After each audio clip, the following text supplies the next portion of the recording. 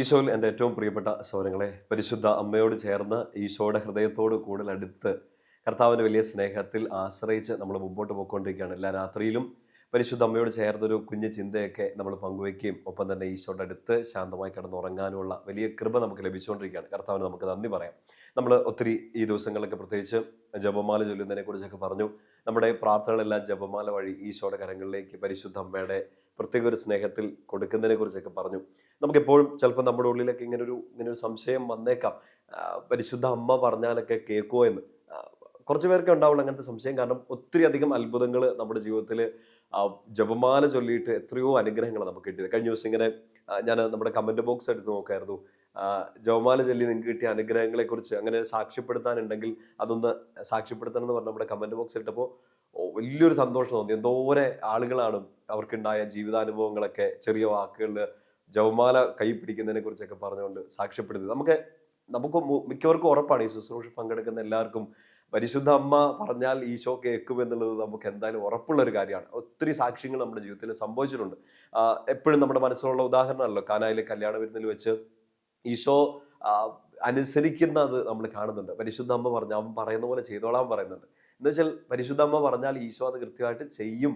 നമുക്കതൊരു വലിയ അനുഗ്രഹമായിട്ട് മാറും എന്നുള്ള ഒരുപാട് അനുഭവങ്ങൾ നമുക്കുണ്ട്. പ്രിയപ്പെട്ട സഹോദരങ്ങളെ, നമുക്കറിയാം നമ്മൾ എന്തോരം വിശുദ്ധരുടെ മാധ്യസ്ഥം വഹിക്കുന്നു, എന്തോരെ കാവൽമാലാകമാരുടെ സഹായം നമ്മൾ തേടുന്നു.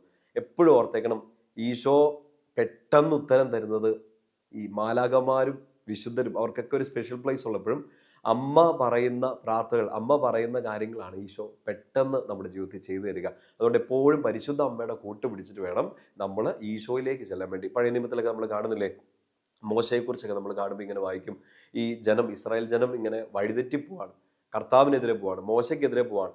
അപ്പോൾ കർത്താവ് ഒരു ശിക്ഷയൊക്കെ കൊടുക്കാൻ വേണ്ടി തീരുമാനിക്കുക. ഇവരെ ഡിസേർവ് ചെയ്യുന്നുണ്ട്, ഇവർക്ക് ഈ ശിക്ഷ വേണം, അവർക്ക് അത്യാവശ്യമാണ്. പക്ഷെ അവരെ അനീതി ചെയ്തിട്ടും അവരന്യായം ചെയ്തിട്ടും മോശ പോയി ദൈവത്തോട് പ്രാർത്ഥിക്കുകയാണ്, അവരെ ശിക്ഷിക്കരുതേ എന്ന്. അപ്പോൾ അവരുടെ ശിക്ഷ മാറിപ്പോവുകയും ഇല്ലെങ്കിൽ ശിക്ഷ ഇളവ് ചെയ്ത് കൊടുക്കുകയൊക്കെ ചെയ്യുന്നത് നമ്മൾ കാണുന്നുണ്ട്. നമുക്ക് കർത്താവിന് അത്രയും പ്രിയപ്പെട്ട മോശ, ഈ ജനം ഇതിനൊരു അവകാശം, ഒരു അനുഗ്രഹത്തിനൊരു അവകാശമില്ല, ശിക്ഷ അവർ അർഹിക്കുന്നുണ്ട്.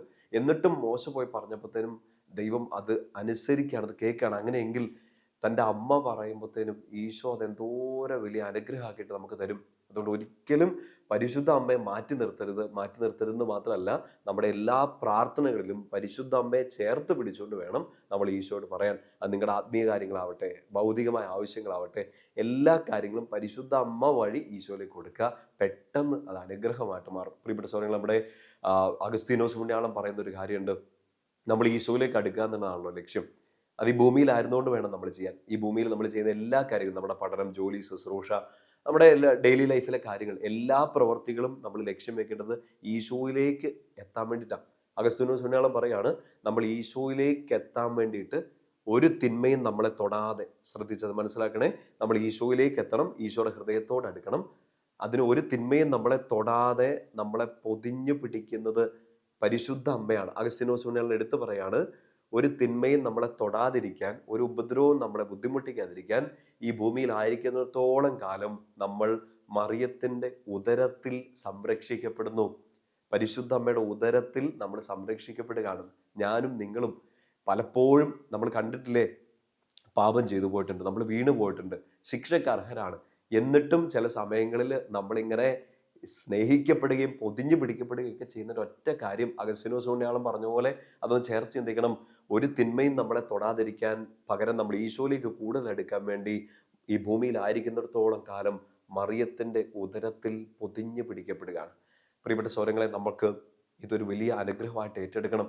ഒരു തിന്മയും ഒരു സങ്കടവും ഒരു വിഷമങ്ങളും നമ്മളെ സ്പർശിക്കാതിരിക്കാൻ, നമ്മളെ മുറിപ്പെടുത്താതിരിക്കാൻ, അടുത്ത് വന്നാലും നമ്മളെ ബുദ്ധിമുട്ടിക്കാതിരിക്കാൻ നമ്മൾ ഭയങ്കര സേഫായ ഒരു സ്ഥലത്താണ്, അമ്മയുടെ ഉദരത്തിലാണ്. പരിശുദ്ധ അമ്മയുടെ ഉദരത്തിൽ ഈശോ കിടന്ന സ്ഥലത്ത് നമ്മളും കിടക്കുകയാണ്. ഇന്ന് രാത്രി കിടന്നുറങ്ങാൻ പോകുന്നതിന് മുമ്പ് ഇതിങ്ങനെ പ്രാർത്ഥിച്ചു. പെട്ടെന്ന് മനസ്സിലേക്ക് വന്നതാണ് നമ്മുടെ പ്രിയപ്പെട്ട ബിനോജ് മുളവരിക്കലച്ചൻ്റെ ആ ഫേമസ് ആയ പാട്ടിൻ്റെ വരികളില്ലേ, എന്നെ പൊതിഞ്ഞു പിടിക്കണമേ, തിന്മ കാണാതെ കാക്കണമേ. അറിയാലോ പാട്ട്. ശരിക്കും അതിങ്ങനെ പ്രാർത്ഥിച്ചോളും, എന്നെ പൊതിഞ്ഞു പിടിക്കണമേ. നിങ്ങളത് പറഞ്ഞില്ലെങ്കിലും മാതാവ് പൊതിഞ്ഞു പിടിക്കും. പൊതിഞ്ഞു പിടിക്കുന്നത് കൊണ്ടാണ് പലതും നമ്മളെ തൊടാതെ, നമ്മളെ ബുദ്ധിമുട്ടിക്കാതെ നമ്മൾക്ക് സന്തോഷമായിട്ടിരിക്കാൻ പറ്റുക. രാത്രിയിൽ മറിയത്തിൻ്റെ ഉദരത്തിൽ പൊതിഞ്ഞു പിടിക്കപ്പെടട്ടെ നിങ്ങൾ. അനുഗ്രഹമായ ഒരു രാത്രി ആവട്ടെ. നാളെ അഭിഷേകത്തിൻ്റെ ഒരു ദിവസം ആവട്ടെ.